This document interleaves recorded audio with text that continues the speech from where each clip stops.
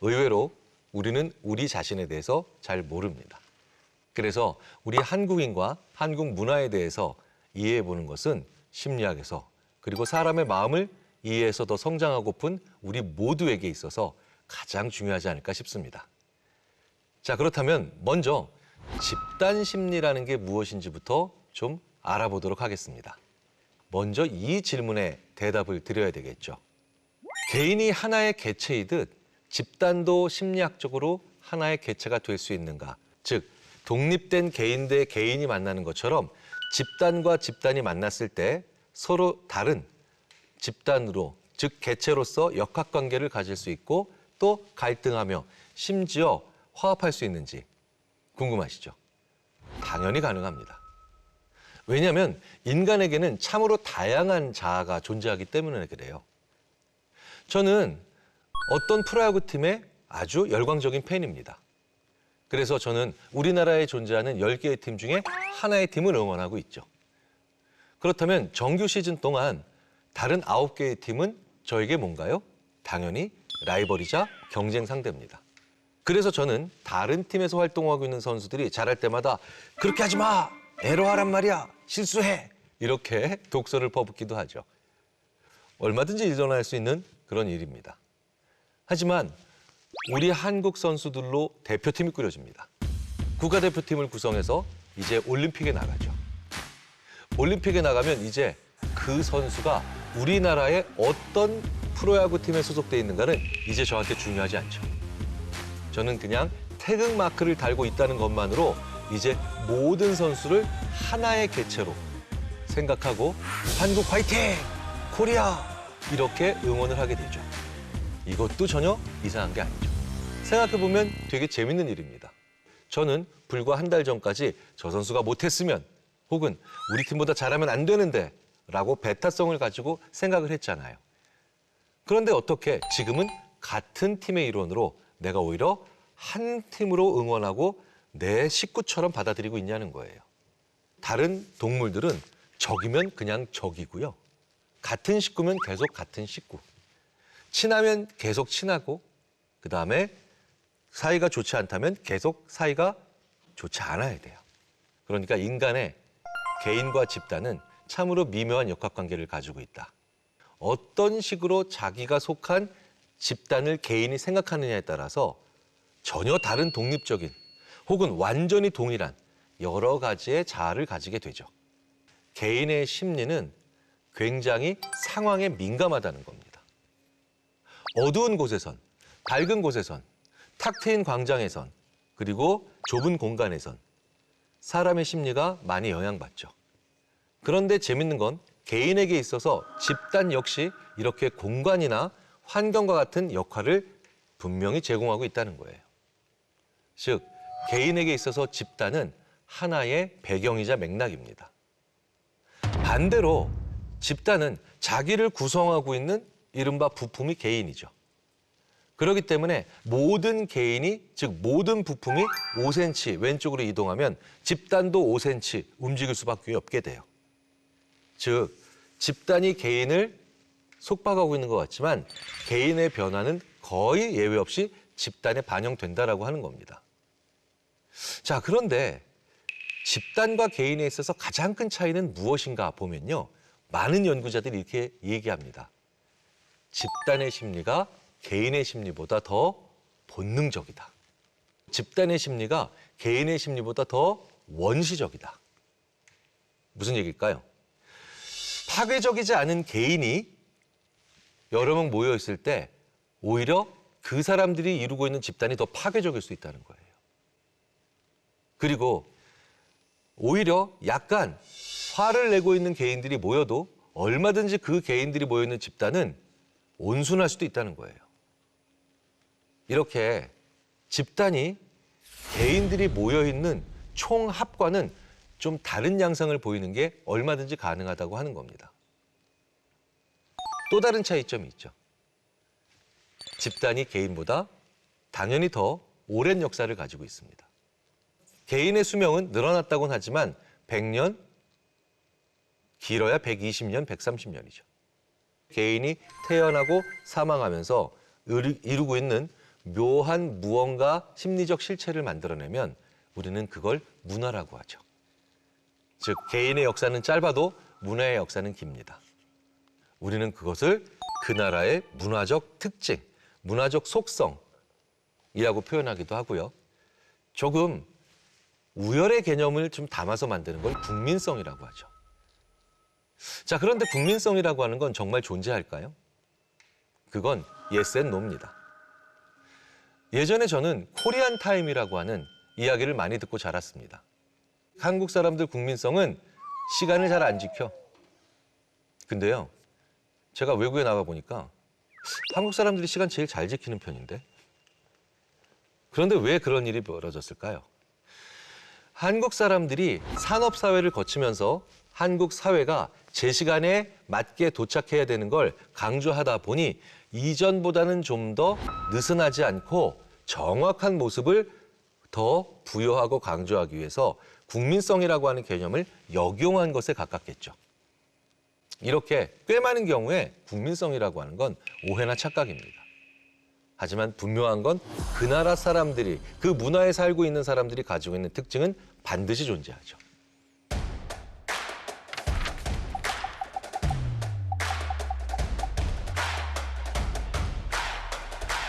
그렇다면 이제 본격적으로 한국인만의 특징 정말 따로 있을까요?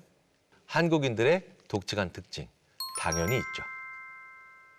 실제로 한국 사회를 매우 독특하고도 특별하게 보는 시선은 이제 한국의 문화 자체가 세계적인 수준으로 잘 소비되고 그리고 전파되면서 이제 분명하게 드러나고 있죠.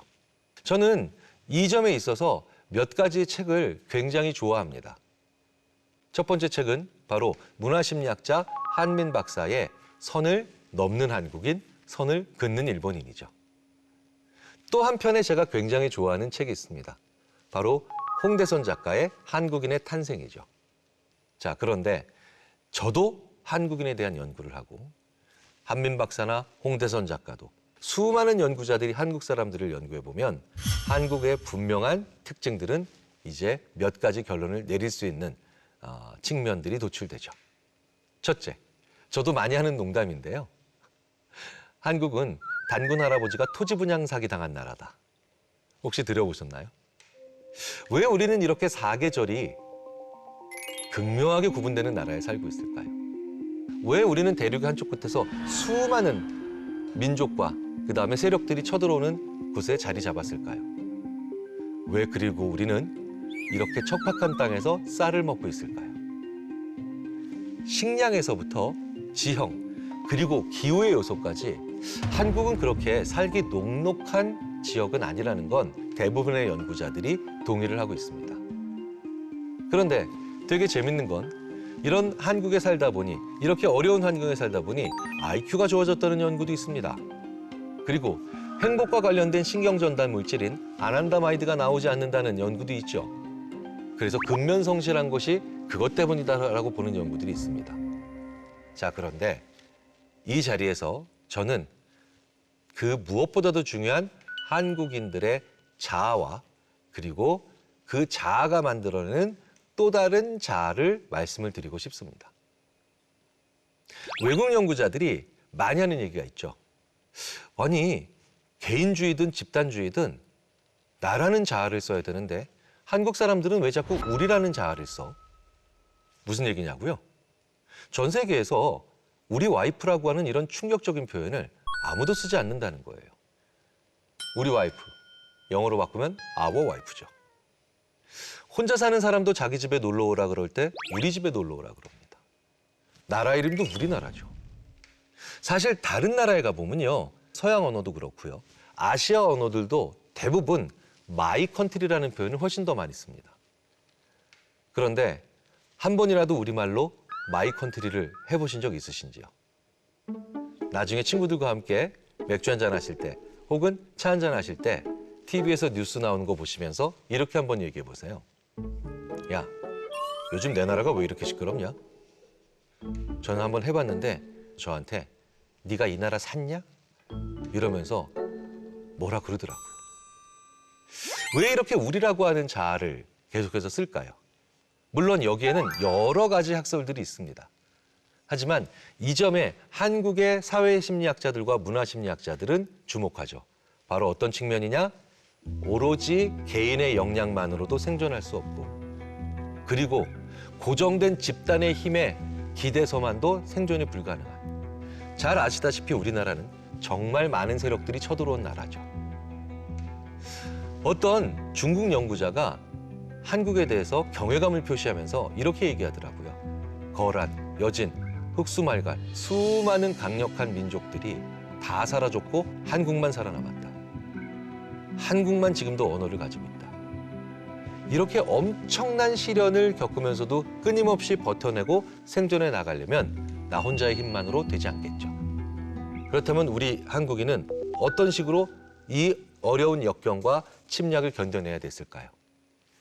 지금 옆에 있는 타인, 지금 내 주위에 있는 누구, 그런 사람들과 늘 역동적으로 힘을 합치고 협동해야만 됐었겠죠. 그래서 한국의 문화는 평상시에 굉장히 협동이 안 되지만 위기의 상황에서는 엄청나게 단결이 잘 되는 아주 독특한 문화가 형성됐다라고 보는 연구자들도 있습니다. 맞죠? 그래서인지 누구는 이런 농담도 하잖아요. 국난 극복이 취미생활인 민족이다. 그래서인지 이런 점에 주목하고 있는 연구자도 있습니다. 가족 아닌 사람에게 가족 호칭을 쓰는 유일한 문화다. 무슨 얘기냐고요? 아무나 보면 이모라 그러죠. 저도 어린이들 보면 삼촌이라고 불러라고 하는 말을 서슴지 않습니다. 친구의 어머니한테 어머님이라고 부르는 나라가 없습니다. 친구의 아버지한테 아버님이라고 하는 나라 없어요. 오로지 한국인들만 그럽니다. 저는 미국 유학 시절에 아주 친한 미국 친구의 집을 방문한 적이 있었는데 친구의 어머니한테 아무 생각 없이 마더 이랬다가 큰일 날 뻔했습니다. 한국은 가족주의가 아니라 가족 확장주의라고 하죠. 가족끼리 단결해서 가족끼리 친밀하고 가족끼리 심지어 비즈니스하는 그런 문화들은 꽤 있습니다. 남미 혹은 남부 유럽에 꽤 많이 볼 수 있죠. 대표적으로 이탈리아도 여기에 해당됩니다. 하지만 이 어떤 나라들도 가족 아닌 사람에게 가족 호칭을 쓰진 않죠. 즉 한국은 가족주의라기보단 가족 확장주의다. 많은 사회심리학자들과 문화심리학자들이 이야기하는 한국 문화의 독특한 특징이죠. 그래서 우리라고 하는 자아는 그 관계를 의미하는 겁니다. 이래서 한국은 집단주의도 아니고 개인주의도 아니고 관계주의라고 얘기해야 된다라고 하는 것이 많은 연구자들의 일치되는 의견인데요. 재밌는 건 지금도 이 관계주의에 있어서만큼은 세대 차이도 별로 느껴지지 않는다는 겁니다. 다만 그 관계가 얼마나 오프라인에 치중되어 있는가 기성세대겠죠. 하지만 후배 세대나 젊은 세대 분들도 온라인에서 수많은 종류의 관계를 운영하고 있죠. 그래서 한국인들은 자기소개서를 매우 특이하게 쓴다. 한국인의 자기소개서는 자기소개서에서 자기소개를 하지 않는다. 자기 관계를 소개한다. 3남 2녀 중 셋째로 태어난 자기를 먼저 소개해야 된다는 거죠. 나를 소개하기 위해선 나를 둘러싸고 있는 관계와 그 관계 속에서 내가 어떤 역할과 일을 하고 있는가, 어떤 위치를 차지하고 있는가를 얘기하는 게 못지않게, 아니 심지어 더 중요하기 때문이죠. 처음에 외국 연구자들은 자아가 없다라고 오해했지만 그게 아니라 한국인들은 자아가 크고 관계적이다. 이게 더 맞는 표현이라는 겁니다. 그래서 지금도 이 관계적인 자아와 관계적인 문화는 한국인들의 삶, 즉 우리의 삶을 설명하는데 빠질 수가 없다는 거죠. 첫 번째, 어떤 현상이 일어날까요? 한국 사람들이 다른 나라에 비해서 유행을 좀 많이 쫓죠. 그리고 정형화된 삶을 추구하는 그런 경향이 많다라고 합니다. 왜 그럴까요? 내가 내 삶을 볼 때 나만 보는 게 아니라 우리를 보기 때문이죠. 그래서 다른 사람들이 어떻게 입는가, 다른 사람들이 어떤 삶의 방식을 취하고 있는가를 내 삶에 반영하는 것, 이게 당연히 자연스럽게 일어난다는 겁니다. 하지만 여기서 오해하시면 안 되는 게 이게 자아가 없기 때문에 맹종한다라고 생각하시면 안 된다는 거예요. 왜냐하면 한국인들은 그 과정에서도 가장 중요한 건 나는 중요한 사람이라고 생각하고 나는 세상의 주인공이라고 생각하는 경향이 강하다는 겁니다. 나는 그렇지 않은데? 라고 생각하신다고요? 아니요. 이런 주체성과 주인공의식이 강한 나라 사람들이 보이는 행동이 있죠. 이 세 가지에 우리나라 사람들은 다 해당된다는 거예요. 첫째, 나 모르게 일이 진행되는 걸 용납하지 않으려고 합니다. 굉장히 많이 해당되시죠. 둘째, 내 뜻대로 일이 진행되지 않으면 판을 엎으려고 한다. 굉장히 해당되는 분들이 많이 계실 겁니다. 심지어 셋째, 나를 무시했다는 생각이 들면 불같이 화가 나며 심지어 사람들 앞에서 그 화를 표시한다. 이렇게 생각해보면 당연한 거 아니겠어?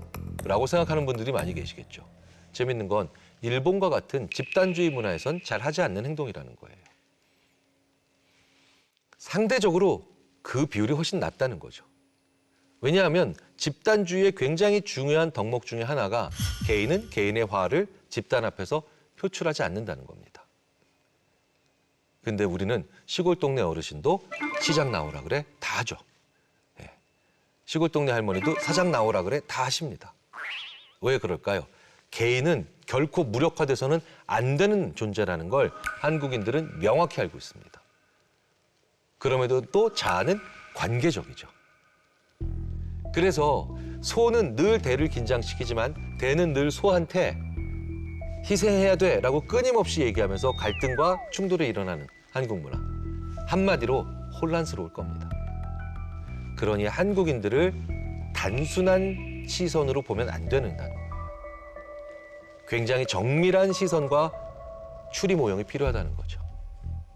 유행을 그저 쫓고 정형화된 삶을 추구하는 자기가 없는 문화가 아니라 유행을 쫓고 정형화된 삶을 추구하는 과정 속에서 자기의 위치를 끊임없이 확인하려고 하는 치열한 자아의 존재들이 한국인이다 라고 생각하시는 게 더 맞지 않을까 싶습니다. 그리고 이는 돈과 성공에 집착하는 사회적 분위기와도 연결되기가 쉽죠. 무슨 얘기냐? 한국인들은 매우 동질적입니다. 좁은 지역에 많은 사람들이 몰려 살죠. 그리고 비슷한 시기에 비슷한 일을 하는 경향성도 높습니다. 그 과정에서 타인과의 비교가 가장 쉬운 게 뭘까요? 공통의 잣대, 돈과 관련된 성공. 이것들이 아무래도 좀 더 사회적으로 많이 인용되는 건 어쩔 수 없는 일이라 생각합니다. 물론 그 어쩔 수 없음이 정당화될 수는 없겠죠. 하지만 그런 모습들이 우리에게 무슨 문제가 있기 때문만은 아니라는 생각을 반드시 해주셔야 된다는 거예요. 어떤 문화든 그 문화가 가지고 있는 좋은 특징이 단점을 만들어내고 그 문화가 가지고 있는 역량이 고통을 만들어내기 때문입니다. 열심히 살고 부지런히 살고 그리고 똑똑한 사람들이 많은 문화. 그런 문화일수록 더 경쟁적이고 그리고 전형적인 삶 이런 것들이 문제가 될 가능성이 크기 때문입니다. 또 다른 한국인의 특징으로 우리가 봐야 되는 건 분열과 그다음에 단결의 시점이 다르다는 거예요. 재밌게도 어떤 문화는요. 평상시에 굉장히 잘 질서를 지키다가 위기 상황이나 아니면 재난 상황이 되면 굉장히 빠르게 무너지는 사회가 있습니다. 실제로 우리는 외국에서 어떤 일이 벌어졌을 때 심지어 그 일이 자기 도시의 프로축구팀이 우승하는 좋은 일이 일어나는 경우에도 폭동과 난동으로 이루어지는 경우를 꽤 많이 보죠. 근데 재밌는 건 한국은 그 반대의 양상을 많이 보인다는 거예요. 평상시에 정말 많이 싸우죠. 도로에서는 매일 삿대질이 난무하고 뉴스에서는 맨날 네 편 내 편을 싸우는 그런 갈등들을 봅니다. 그런데 재밌는 건 어떤 위기의 순간이나 재난의 사건이 벌어지면 갑자기 뭉치고 갑자기 이슈가 생겼을 때 단합하는 그런 이유들을 많이 보인다는 거예요. 역사가 그렇다는 거죠. 왜 그럴까요? 다시 한번 돌아가지만 주체성과 주인공의식이 높은 한국 사람들은 평상시에는 이런 말을 자주 하죠. 내가 누군지 알아? 왜 이런 말을 할까요? 나는 중요한 사람이고 나는 지금 당장은 뭐가 별로 없어 보이지만 내가 마음 먹고 무엇을 하면 변화가 일어나고 어떤 식으로든 영향을 미칠 거야라고 생각하기 때문이죠. 이런 사람들이 많을수록 그 사회는 평상시에 질서나 규칙이 지켜지기 쉽지 않습니다. 그런데 이런 사람들일수록 위기나 재난이 왔을 때 특정한 방향점을 가지고 일순간에 단합하는 건 의외로 잘 해내는 경우가 많죠. 자, 그렇다면 이 문제는 하나의 문화를 장단점이나 우열의 편가르기 문화로 혹은 관점으로 보면 안 된다는 것을 의미할 겁니다. 그것보다는 한 문화가 가지고 있는 타고난 기질 같은 측면의 장점을 잘 만들어내는 것이 성숙한 문화로 가는 길이겠죠. 즉, 우리 문화의 장점을 잘 살려가자는 거예요. 이렇게 주체성과 주인공의식이 강한 문화에서는 네 편과 내 편을 나누는 기준도 굉장히 역동적입니다. 그래서 자주 보시죠. 어제의 적이 오늘의 친구, 오늘의 친구가 내일의 적. 저도 제 인생을 살아보니 정말 자주 느끼는 일이죠. 그럼 여기서 바보 같은 생각은 뭘까요? 친구도 결국 적이다. 그러면 지혜로운 생각은 뭘까요? 적도 친구가 될 수가 있다는 뜻이 아닐까요? 즉, 어떤 관점을 가지느냐에 따라서 내 문화의 장점을 발전시킬 수 있고 또 반대로 내 문화의 단점을 악화시킬 수 있다는 거예요. 모든 집단과 문화는 이렇게 편견과 혐오를 조심해야 되지만 이렇게 강한 주체성과 주인공의식을 가지고 있는 한국 문화는 편견과 혐오의 길로 가면 정말 큰 문제를 가질 수밖에 없다는 거예요. 왜일까요? 에너지가 많기 때문에 그렇습니다. 에너지가 적은 문화면 편견과 혐오를 가져도 그건 대부분 저주로 가게 돼 있습니다. 그런데 에너지가 많은 문화일수록 편견과 혐오는 욕설과 막말로 가기 때문이죠. 잘 아실 겁니다. 욕의 어휘수가 그 어떤 언어에 비할 수 없을 정도로 압도적으로 많은 한국어. 재밌는 건 그 욕의 어휘수가 가장 적으면서도 실제로 사용하지 않고 그렇기 때문에 거의 욕설이 없지만 저주를 많이 하는 일본의 문화. 한민 박사의 선을 넘는 한국인, 선을 긋는 일본인에 나오는 아주 재밌는 대목입니다. 자, 이렇게 재밌는 문화적 차이들은 늘 언제나 존재하는데요. 내가 속한 집단이 나를 힘들게 한다면 어떻게 해야 할까요? 한국 문화에서는 이게 가장 중요한 이슈가 되는 경우가 빈번합니다. 무슨 얘기냐? 외국에서요, 직장인의 이직 사유를 물어보면 대부분 1등이 급여, 2등이 조직 문화, 3등이 복지입니다. 그런데 한국에서는 이게 다 한 단계씩 내려가요. 그 다음에 첫 번째가 다른 사람들 때문에, 저 사람 때문이라는 거죠. 주체성 강하고 주인공의식 강한 한국의 문화에서 사람들 간의 인간관계는 쉽지 않다는 거예요. 어떻게 해야 될까요? 수백 가지의 방법을 고려해 볼 필요가 있죠. 하지만 첫째, 반드시 해보셔야 되는 건 이 문제가 저 사람과 나와의 관계의 문제인지 아니면 저 사람의 나쁜 성품 때문인지 아니면 나의 무언가 다른 내부적 문제점 때문인지 세 가지를 다 봐야 된다는 겁니다. 이 중에 하나를 그냥 임의적으로 생각하고 문제의 해결 방안을 생각하시면 결국 원망과 아니면 그 외에 다른 부적응적인 측면들만 더 부각되기가 쉽죠. 그리고 우리 문화에서는 종종 따돌림이 발생하기도 합니다. 이를 일본의 이지메 문화와는 좀 다른 각도로 봐야 된다는 것이 문화심리학자들의 공통된 견해입니다. 누가 더 강한지 그걸 확인하려고 하는 주인공 문화의 산물이다. 생각해보면 저도 그런 광경을 많이 목격한 것 같습니다. 굉장히 약육강식의 세계처럼 보이겠지만 이게 한국 문화에서는 자주 일어나는 이유가 바로 내가 중요한 사람이 되고 싶어 하기 때문입니다. 그래서 담임 선생님께서 한 사람 한 사람을 모두 중요한 사람으로 만들어주는 그런 지도를 하시게 되면 따돌림 문화가 자연스럽게 사라지는 경우를 종종 보게 되죠. 그렇다면 이런 문화에 살고 있는 우리 개인의 노력은 집단을 변화시킬 수 있을까요? 저는 얼마든지 가능하다고 봅니다. 역동적인 한국 사회는 굉장히 안정된 것처럼 보이지만 변화를 잘 수용하지 않는 사회에 비해서 지금까지 끊임없이 탄력 있게 변화해 왔기 때문이죠. 1987년부터 방송했던 한국 최초의 오피스 드라마 TV 손자병법을 한번 보시죠. 사실 그때 저는 회사원들이 저렇게 직장에 다니고 있구나 라고 하면서 봤지만 지금 보면 3분에 한 번씩 직장 갑질 나오고 5분에 한 번씩 성희롱 나옵니다. 정말 쉽게 보기 어려운 장면들이 그냥 농담으로 넘어가죠. 그런데 우리는 굉장히 많이 변화시켰습니다. 그런데 그만큼의 변화가 다른 나라 드라마에서 같은 시간 동안 느껴질 수 있느냐? 대부분의 미디어 전문가들이 아니라고 하죠. 우리 한국 사회는 끊임없이 지금까지 변화해 왔습니다. 거기에는 개개인의 노력들이 있었다는 거죠. 위대한 집권자나 정치적 리더들이 그 모든 것들을 해낸 게 아니고 오히려 우리들이 더 많이 했다는 거예요. 한국은 개인의 노력이 집단을 변화시킬 수 있느냐라고 하는 질문에 가장 적합한 나라일 수도 있다는 겁니다. 그래서 절대로 포기하시면 안 된다는 거죠. 그리고 이건 심리학자로서 한국 사회가 가지고 있는 가장 큰 장점 중에 하나라고 생각합니다. 끊임없이 영향력을 주고받는다. 그렇다면 그런 사회는 어떤 모습을 가질까요? 시끄럽습니다. 늘 싸우고요. 그리고 갈등하죠. 하지만 그것이 문제를 회피하고 덮는 사회보다는 더 좋은 사회입니다.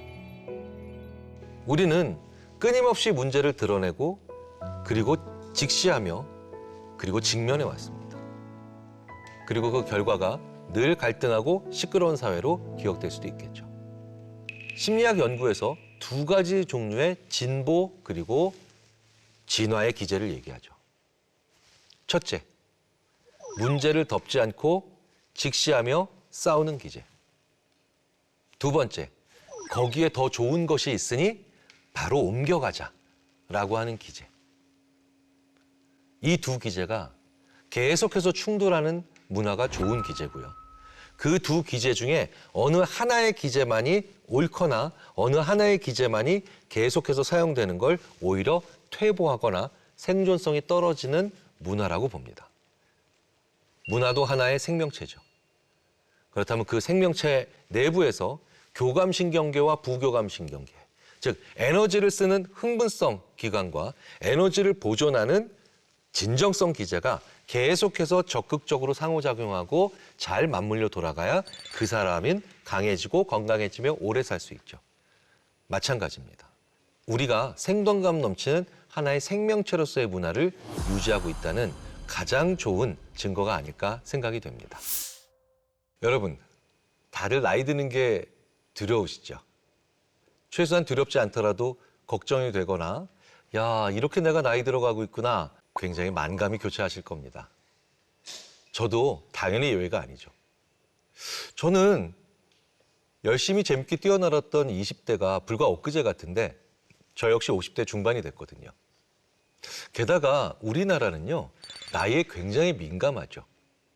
그래서 20대만 지나도 30대에 벌써 우울해하시는 분들도 꽤 계시다 그러더라고요. 이렇게 나이 들어간다는 것에 대해서 긍정적이라기보다는 좀 걱정과 부정적인 혹은 비관이 많이 숨어들어 있는 게 또 한국에서의 나이 이야기인 것 같습니다. 그런데요, 분명한 건요, 나이 들수록 행복이 더 증가하는 경우가 더 많습니다. 그런데도 우리는 나이 드는 것에 대해 왜 부정적인 이미지만 갖고 있을까요? 먼저 그 이면에는 어떤 생각들과 심지어 오해와 착각이 있는지부터 알아보도록 하겠습니다. 자, 몇 살까지 사실 것 같으세요? 저는 이런 질문들을 사서뿐만 아니라 학문적으로도 많이 연구합니다. 제가 태어나던 1970년에 기대 수명이 50대 중반으로 발표됐습니다. 그러면 그때 당시에는 사람이 50대 중반 정도까지 생존한다라고 본다는 거였죠. 그런데 55년이 흘러 저희 1970년생이 이제 55세가 됐어요. 그 나이가 됐죠. 그런데 대부분 건강하게 살아가고 있습니다. 분명한 건 우리가 예상하는 것보다는 훨씬 더 많이 살고 오래 산다는 거예요. 여전히 많은 부분은 추리와 그다음에 예상과학의 영역이지만 110, 120, 130 셋 중에 하나를 골라 너는 사망할 거야 라고 굉장히 많은 수명 관련 전문가들이 인지심리학자인 저에게 얘기해 주죠. 이 이야기는 뭐냐? 120세에 사망한다면 무려 100년의 노화 과정을 거쳐야 된다는 거예요. 사실 생물학적으로만 보면 인간은 20살 때까지 성장하는 게 거의 최대치죠. 그러니까 21살 때부터 나이 들어간다는 게 무슨 얘기입니까? 인간은 성장의 시간보다 노화의 시간이 압도적으로 길다는 거예요. 그런데 어떻게 살아가느냐에 대한 매뉴얼은 없습니다. 그러니 막막하죠. 그게 바로 지금 내가 나이 들어간다는 것에 대한 막막함과 그대로 연결되는 겁니다. 우리는 과연 나이 들어가면서 점점 쓸모 없어지는 것일까요? 혹은 반대로 과거에 생각했던 것처럼 나이 들어가면서 점점 더 성숙해지는 걸까요? 당연히 둘 다 가능해지죠. 우리가 처음에는 살짝 비슷한 지점에서 출발했지만 각도를 조금만 벌린 상태에서 계속 가다 보면 그 거리는 훨씬 더 크게 변하죠. 큰 차이가 없었던 젊은 시절에 출발을 하더라도 그 각도를 어떻게 잡느냐에 따라서 성숙한 삶과 그다음에 미성숙한 삶의 차이는 엄청 더 크게 되죠. 제 주위에도 70대, 80대 이렇게 들어가시면서 너무나도 지혜롭고 그리고 내 인생의 중요한 질문은 꼭 이분한테 한번 의견은 들어봐야 되겠다라는 정도의 분들이 계시죠. 그런데 그분들과 거의 같은 연배이면서도 정말 마이동풍이 뭔지를 보여주시고 대화조차 하기 싫은 분들도 얼마든지 계시죠. 그래서 저는 가끔씩 정신이 번쩍 들곤 합니다. 야, 이렇게 살다가 정말 나보다 50살, 60살, 70살 어린 사람들한테 정말 보기 싫은 사람 될 수도 있겠다. 혹은 조금 괜찮고 나름 또 질 좋은 판단과 말을 한 날은 야, 나 계속 이렇게 나이 들어가면서 점점 더 계속해서 성숙해지고 싶다. 저도 늘 언제나 혼란스럽습니다. 자, 그렇다면 일반적으로 나이 들면서 심리학적으로 더 성숙해지는가? 물론 여기엔 관련된 재밌는 연구도 있습니다. 독일에서 한 연구인데요. 이 연구는 일반적으로 속물근성 혹은 과소비하는 그런 스타일, 소위 말하는 자기 자랑하는 이른바 미성숙한 자세들 있죠. 20대 초중반에 한 1년에 100명의 사람들에게 속물근성에 대한 모습들을 측정을 했는데 1위부터 100위까지가 정해지겠죠. 그러면 나이 들어가면서 그 사람들은 그 속물근성이 점점 줄어듭니다. 평균적으로 보면 철든 모습이죠. 근데 너무 재밌는 건요. 순위는 안 변하더라는 거예요. 즉, 내가 만약에 속물근성으로 20대 초중반에 40이었다면 70대가 돼도 그때 연구에 참여했던 사람들 중에 순위는 40이었다는 겁니다. 이렇게 참으로 다양하고도 복잡한 측면이 있는 게 우리의 나이 들어간다는 측면입니다. 최근 서점가에서 굉장히 많이 판매되는 책들을 분석해보면 방황하는 40대를 위한, 혼란스러운 50대를 위한 지침서 아니면 안내서. 이건 공자님이 말씀하신 불혹, 지천명, 이순과는 정말 배치되는 개념이죠. 왜 그럴까요? 그만큼 많이 바뀌고 있다는 거예요. 우리가 지금까지 35만 년 동안 현생 인류가 쌓아왔던 지식의 사이클, 연륜의 사이클 혹은 연령의 사이클이 맞아떨어지지 않는다는 겁니다. 그렇다면 어떻게 생각해야 될까요? 나는 아직도 갈 길이 멀다. 그리고 나는 아직도 배워야 할 게 많다. 나는 아직도 더 성장해야 된다라고 하는 생각들을 끊임없이 유지하셔야 된다는 겁니다. 그 과정에서 그 생각을 포기한 분들이 바로 맞이하게 되는 그 가슴 아픈 성적표가 바로 헛살았다는 얘기예요. 나이 헛먹었다는 얘기입니다. 무슨 얘기입니까? 잘하지 못했다는 거죠.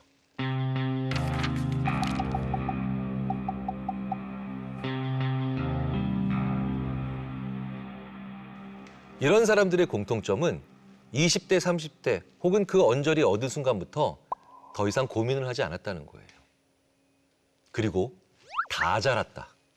나는 이미 성장을 끝냈다라고 하는 생각이 은연중에 자리 잡았다는 겁니다. 그런 사람들의 특징이 뭘까요?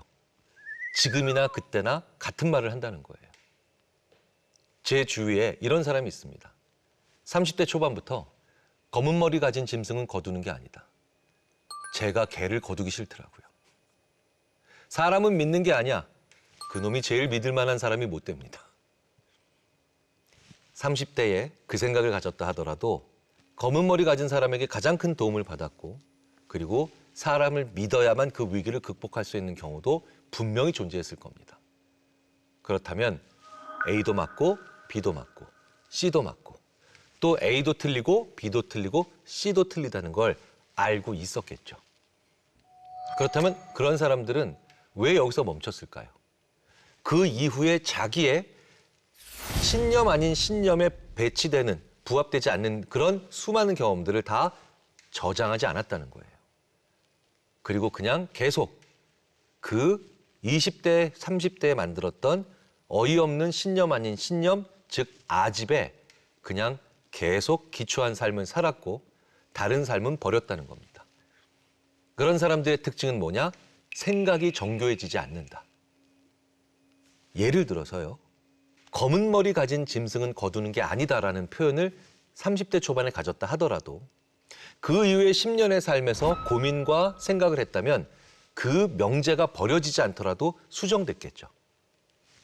내가 강할 때만 나에게 아첨하는 검은 머리 가진 짐승은 거두는 게 아니다. 착한데 약자일 경우에 특히나 하대하는 사람은 절대로 신뢰하면 안 된다. 세상에 많은 규칙들과 법칙들이 존재합니다만 내가 그 세상을 판단하는 기준이 마찬가지로 정교해지고 복잡해지지 않은 사람들이 바로 헛사는 사람들입니다.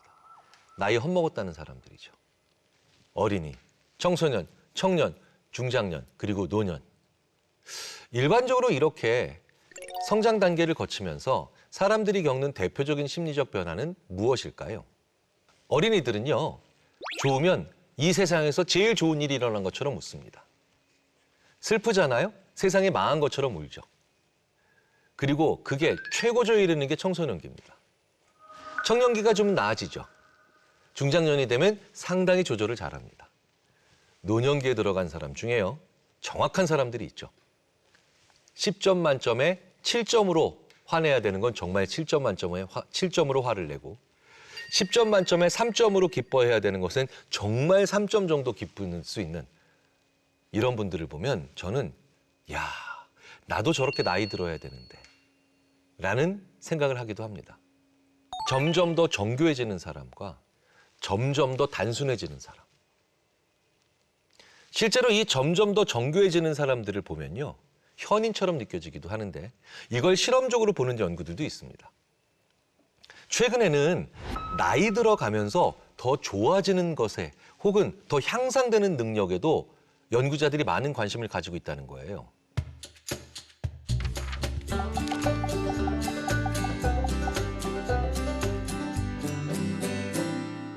하나만 예를 들어볼까요? 60대도 아니고요. 70대는 돼야 좋아지는 능력이 있어요. 어떤 능력이냐고요? 오늘 좋은 일이 3개 있었고 나쁜 일이 2개 있으셨어요. 그리고 좋은 일이든 나쁜 일이든 그 정도는 다 플러스 1, 마이너스 1입니다. 그러니까 좋은 일 3개 플러스 3이죠. 나쁜 일 2개 마이너스 2입니다. 합치면 오늘은 플러스 1이죠. 그러면 오늘은 어쨌든 평균적인 날보다 좋은 날이죠. 그런데 나이가 어릴수록 50대가 되기 전까지는 플러스 3이라도 마이너스 2면 그날은 그냥 마이너스 2입니다. 실제로 직장에서 많이 일어나죠. 좋은 일 3번, 칭찬 3번 아무리 해줘도 퇴근할 때 한 번 뭐라 그러면 그 직원, 특히 젊은 직원은 입이 이렇게 나와서 나 오늘 부장님한테 엄청 혼났어. 짜증나. 부장님 안 보고 싶어. 퇴사할래. 이러면서 저녁 때 술잔을 기울이죠. 그리고 이 얘기는 뭐예요? 마이너스가 있는 날이면 좋은 날이 아무리 많아도 계속해서 화나고 짜증난다는 거예요. 어쩐지 저희 20대가 그렇게 힘들었던 것 같습니다. 플러스 3, 마이너스 1을 이제 합치니까 오늘은 플러스 1이다라고 판단할 수 있는데 대충 60세는 살아야 된다는 것이 일반적인 연구 결과입니다. 이렇게 되는 데까지도 60세가 필요하다는 거예요. 그런데 아무리 60세라 하더라도 그 마이너스 2가 후반부에 집중되면, 즉 저녁, 퇴근 무렵 혹은 내가 가게를 하고 있다면 가게 문을 닫을 무렵이라면 60대조차도 오늘은 마이너스라는 겁니다. 정확한 계산이 가능한 게 70대는 돼야 된다는 거예요. 참 재밌는 연구죠. 이 얘기는 뭐냐?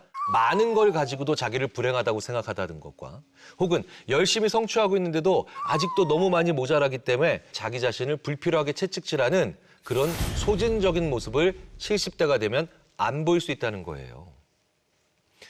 동일한 자원으로도 더 훨씬 효율적으로 살 수 있는 지혜가 70대는 돼야 나온다는 거죠. 물론 여기서 제가 단서를 달아드렸습니다. 이렇게 가는 사람과 못 가는 사람의 격차가 더 벌어지는 게 70대이기도 하죠.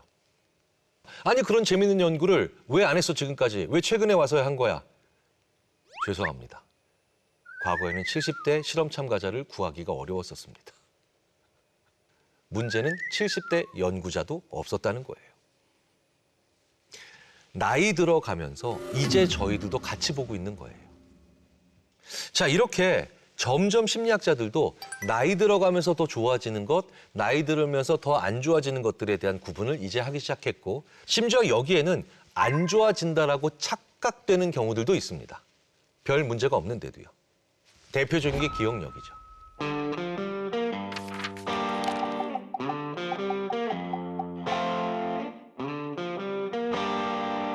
나이 들어가면서 기억력이 점점 더 떨어지고 있다고 많이 생각들 하시죠. 그런데 정밀하게 뇌를 촬영하면서 실험 연구를 해보면 나의 기억이 뇌가 퇴화하거나 노화해서 떨어지는 것만큼보다는 주관적으로 느끼는 기억력이 더 안 좋다는 거예요. 즉, 실제로 뇌가 안 좋아진 것보다 나 기억력이 예전 같지 않아 라고 생각하는 그 악화의 정도가 더 심하다. 왜 나는 나의 기억력을 더 과소평가하고 있을까요? 이건 내가 열심히 살았기 때문일 수도 있습니다. 인지심리학의 오랜 연구 결과 중에 하나가 바로 간섭현상이죠. 간섭현상, 뭘까요? 초임교사이신 선생님은요, 제자들의 이름을 너무 잘 기억합니다. 왜? 제자라고 하는 데이터베이스에 영인은 한 명밖에 없어요. 그런데 담임 선생님을 한 30년쯤 하신 교사께서는 제자라는 내 데이터베이스에 영희가 무려 20명이 들어가 있습니다. 그러면 어느 날 갑자기 전화가 와서 받았는데 선생님 저 기억나시죠? 저 영희예요. 오랜만에 인사드려요. 기억이 안 납니다. 이건 기억이 안 나는 게 아니라 데이터베이스에 있는 20명의 영희들이 전부 다 자기가 나가겠다고 서로 밀치고 있으면서 간섭이 일어나죠. 그러다 아무도 못 나가는 거예요. 머리에 너무 뭐가 많이 들어가 있어서 그래요. 그래서 저희 인지심리학자들끼리는 아주 재밌는 농담을 하죠. 저는 60대나 70대가 됐는데도 아무런 기억력에 문제가 없습니다. 머리에 든 게 없는 분입니다. 자, 무슨 얘기냐? 위축되실 필요 없다는 거예요. 그리고 계속 활동하셔야 된다는 거죠. 실제로 원장 수녀님을 연구한 결과도 있습니다. 미국의 인지심리학자들이 그 수녀원에서 가장 지혜롭고 그다음에 활동력 있는 원장 수녀님이 갑자기 급작스러운 질병으로 사망하시고 난 다음에 부검을 해보고 충격에 빠지죠. 왜? 정말 현인에 가깝고 늘 연구를 같이 상의했던 그 원장 수녀님의 뇌가 후기 알츠하이머, 즉 치매가 굉장히 길게 진행된 뇌였다는 거예요. 아니, 치매가 온 지 한참 된 이 원장 수녀님이 어떻게 우리 연구진들도 감탄할 만큼 야, 저렇게 지혜롭게 현명하게 늘 판단하실까? 뇌를 어떻게 쓰느냐가 더 중요하다는 겁니다. 그렇다면 그 원장 수녀님은 어떤 일을 하셨기 때문일까요? 바로 내년의 예산이에요. 후년의 후원금이죠. 3년 후에 우리 수녀원에 어떤 설비를 해야 될까에 대한 예측입니다. 즉, 미래를 늘 생각하시고 얘기하셨다는 거예요. 그게 나이 들어가면서 우리가 가장 하기 싫어하는 것이지만 가장 해야 되는 것 중에 하나입니다. 호모 프로스펙터스, 전망하는 인간이라는 책에 보시면 인간이 다른 동물들과 무엇이 다른가? 인간만 말한다. 다 틀렸죠. 다른 동물들도 커뮤니케이션 합니다. 인간만 감정을 가지고 있다. 대부분 기각됐죠. 다른 동물들도 감정을 가지고 있는 걸로 나옵니다. 그런데 아직도 깨지지 않고 있는 인간만의 특징으로 굳건히 자리 잡고 있는 건 인간만이 먼 미래를 생각한다. 인간 다음으로 지능지수가 높다는 어떤 오랑우탄, 고릴라, 보노보, 침팬지도 10년 후를 고민하지 않습니다. 아니, 단 1년 후도 고민하지 않죠. 그런데 우리 인간은 늘 끊임없이 미래를 생각한다는 거예요. 즉, 가장 미래지향적이고 점점 더 미래지향적이어야 되는 게 우리가 중년과 노년을 거치면서 해야 된다는 거죠. 아유, 곧 있으면 죽을 텐데 내가 이 살면 얼마나 산다고. 그러고 30년 더 사실 거잖아요. 그리고 50년 더 사실 거잖아요. 그러면 그 30년과 50년은 어마어마한 시간입니다. 우리가 그런 노력을 계속해야 된다는 거예요. 내 인지기능과 기억력 감퇴는 생각보다 많이 떨어지지 않습니다. 그럼에도 불구하고 아니야, 나는 계속해서 조금 더 유지하고 싶어. 조금 더 강화하고 싶어. 그렇다면 어떻게 해야 될까요? 아까 말씀드렸죠. 그 담임 선생님이 왜 영의를 기억하지 못하셨을까요? 제자들의 데이터베이스 아래 영이라는 수십 년간의 지도하셨던 학생 20명이 다 들어가 있기 때문이죠. 근데 재밌는 건 그 학교에 새로 부임하신 같은 나이에 학교 지킴이 보안관 선생님은 전교생의 이름을 다 기억하고 있습니다. 왜 그럴까요? 그 학교 지킴이 보안관 선생님의 은퇴 전 직업은 대부분 경찰관이나 소방관이세요. 그 보안관 선생님의 데이터베이스에는 범죄자의 이름이 수천 개가 있죠. 요즘 트렌드에 맞는 초등학생들의 이름은 거의 없다는 거예요. 그래서 실제로 제 첫째 딸이 초등학교를 다닐 때 학교 지킴이 보안관 선생님은 저에게 이런 얘기를 하셨습니다. 교수님, 진짜 신기해요. 왜요? 학교가 진짜 신기한 곳이에요. 왜요? 학교에 오니까 기억력이 좋아졌어요. 그럴 리는 없죠. 그 보안관 선생님은 간섭 현상으로부터 벗어나신 거예요. 왜? 과거와는 다른 경험을 하시고 계시니까. 사람에게 가장 중요한 건 좋은 경험이 아니라 다양한 경험입니다. 안 해봤던 일, 안 만나봤던 사람, 안 가봤던 곳을 계속해서 틈틈이 경험하시는 게 퇴화하고 있다라고 하는 많은 인지 기능을 보완, 심지어는 더 성장시킬 수 있는 가장 중요한 기능이죠. 자, 그렇다면 좋아, 나는 기억력까지는 필요 없어. 나는 그냥 건강. 이런 게 노화가 되고 있어서 너무 힘들어. 이런 분들께 또 조언해 드릴 수 있는 말이 있죠. 여기에는 심리학사에 남을 만한 유명한 실험 하나를 반드시 소개해 드려야 됩니다. 하버드 대학의 전설적인 심리학자 앨런 랭어 교수는요, 1980년대에 정말 기념비적인 연구를 합니다. 70세가 넘은 노인들을 데리고 오하이오주에 있는 한 별장에 데려갑니다. 그리고 그 별장에서는 전화도 없고 다른 외부와의 소통도 불가능합니다. 그런데 그 별장에서 1980년대에 앨런 랭어 교수는 노인들을 20년 전으로 되돌리는 실험을 한 거예요. 어떻게 그게 가능하냐고요? 그 별장 안에서는요, 이렇게 얘기하는 겁니다. 마릴린 monroe가 새로운 영화를 발표했대. 뜨거운 것이 좋아. 오, 완전 야하겠는데? 이렇게 얘기를 해야 된다는 거예요. 실제로 단 2주간의 시간 후에 그 어르신들의 생체 지수를 전부 다 측정했죠. 거의 20년 전으로 돌아가더라는 겁니다. 충격적이죠. 사실 이 연구의 결과들은 처음에 받아들이기 너무 힘들었습니다. 많은 연구자들이 같은 실험을 반복해서 해봤죠. 웬걸 효과가 더 잘 나오는 연구들도 비일비재합니다. 자, 그렇다면 이 연구의 결과가 우리한테 의미해 주는 게 뭘까요? 설마 아니 타임머신 타고 과거로 돌아가라는 얘기일까요? 그게 아니죠. 우리가 늙는다라고 하는 사실을 퇴화와 동일시하지 말라는 거예요. 나이 들어간다는 사실을 우리가 약해진다는 사실과 동일시하지 말라는 겁니다. 나이 들어가면서도 건강하고 행복하며 심지어 지혜로운 선배님들은 저에게 어떤 얘기를 하는지 아세요? 제가 40대에 딱 들어갔을 때 그 선배님들이 50대였죠. 저한테 이러십니다. 김 교수, 50대가 딱 좋아. 빨리 와. 아, 그래요? 저 50대 되면 인생이 없을 것 같은데요? 아니라니까. 완전 재밌어. 그런데 제가 50대가 되고 그분들은 60대가 됐죠. 지금 또 저한테 그러세요. 김 교수, 60대가 딱 좋아. 빨리 와. 제가 60대가 됐을 때도 또 똑같은 얘기를 하시겠죠. 무슨 얘기냐. 지금 이 시점을 훨씬 더 재밌고 즐겁게 즐겨야만 10년 후, 20년 후, 30년 후도 마찬가지로 그만큼을 활동할 수 있다는 거예요. 내가 예전보다 더 나이 들었기 때문에 얼굴에 주름이 많다. 이런 건 받아들여야 되죠.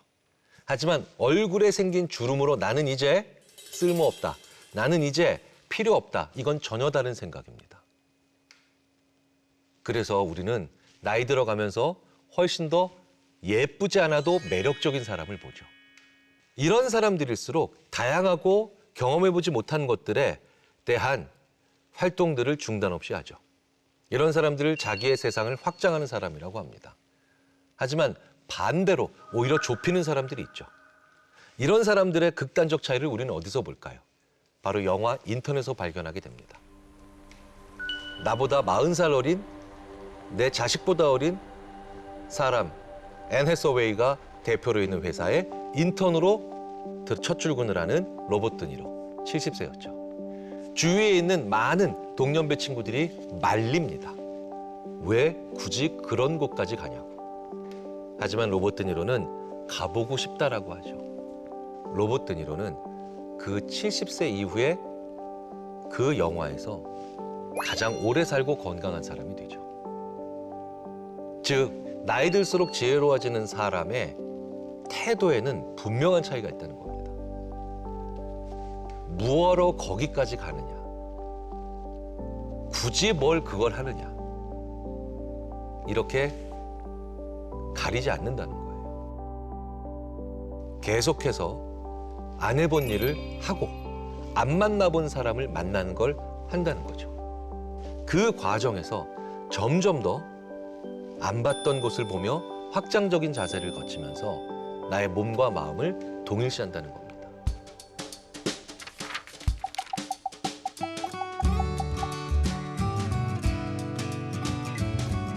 심리학의 가장 중요한 말이 있죠. 정신과 건강은 같은 건전지를 사용한다. 그러니까 몸이 아프면 정신이 건강할 수 없겠죠. 그런데 바꿔서 생각하는 건 왜 하지 않으세요? 우리 삶의 고난은 주로 무엇 때문에 올까요? 물론 가난과 질병 때문에 오는 경우가 대부분일 거라 생각합니다. 하지만 훨씬 더 우리에게 빈번하게 오는 고난은 대부분 사람 때문에 오는 거죠. 그런데 사람 때문에 고통받을 때 몸 다쳤을 때의 뇌와 거의 다르지 않다는 건 이제 대부분의 인지심리학자들과 뇌과학자들이 동의하는 사실입니다. 우리 뇌에 상당히 많은 육체적 고통, 육체적 상해를 담당하는 뇌의 영역들이 있죠. 그런데 그 영역들이 사람 때문에 고통스러울 때도 거의 비슷하게 활동하고 반응한다는 거예요. 몸 다쳤을 때 진통제 드시면 효과 있잖아요. 그런데 사람 때문에 고통스러울 때 진통제 드시면 효과 있느냐? 효과가 상당히 있는 결과들이 대부분 나옵니다. 깜짝 놀랐죠. 그리고 이렇게 사람 때문에 고통스러울 때마다 진통제 드시면 그건 약물 오남용입니다. 제가 드리고 싶은 얘기는 뭘까요? 바로 사람 때문에 고통스러울 땐 몸을 다친 것처럼 몸을 먼저 돌보셔야 된다는 거예요. 정신력의 문제이기 이전에 몸의 문제라는 겁니다. 사람 때문에 고통받을 때 나는 교통사고 당한 거랑 똑같습니다.